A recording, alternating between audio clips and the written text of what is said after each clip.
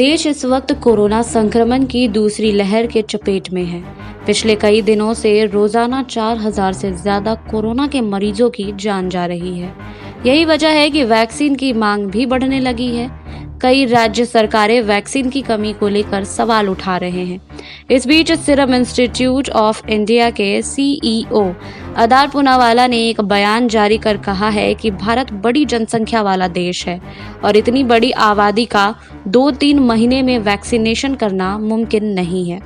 Serum institute of India के CEO की ओर से जारी बयान में कहा गया है कि हम दुनिया की 2 सबसे बड़ी आबादी वाले देश में हैं।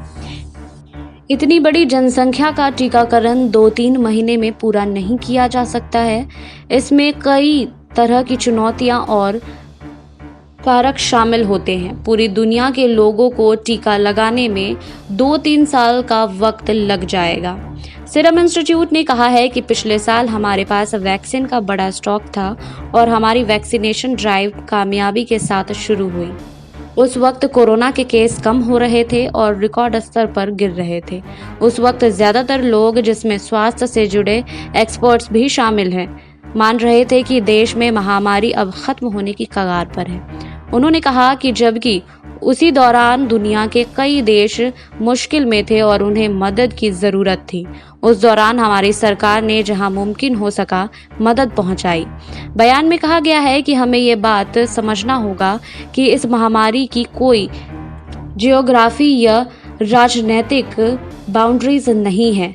हम तब तक सुरक्षित नहीं हैं जब तक दुनिया में हर एक व्यक्ति इसे हराने के काबिल नहीं हो जाता। सीरम की ओर से कहा गया है कि हमने 20 करोड़ से ज्यादा कोरोना की डोज की डिलीवरी की है। बावजूद इसके कि हमें इमरजेंसी इस्तेमाल की इजाज़त यूएस की फार्मा कंपनी को इजाज़त मिलने के 2 महीने बाद मिली। अगर कुल डोजेज बनाने और डिलीवरी करने पर नज़र डालें तो हम दुनिया में टॉप 3 में हैं। हम निर्माण को लगातार बढ़ा रहे हैं और भारत को प्राथमिकता दे रहे हैं।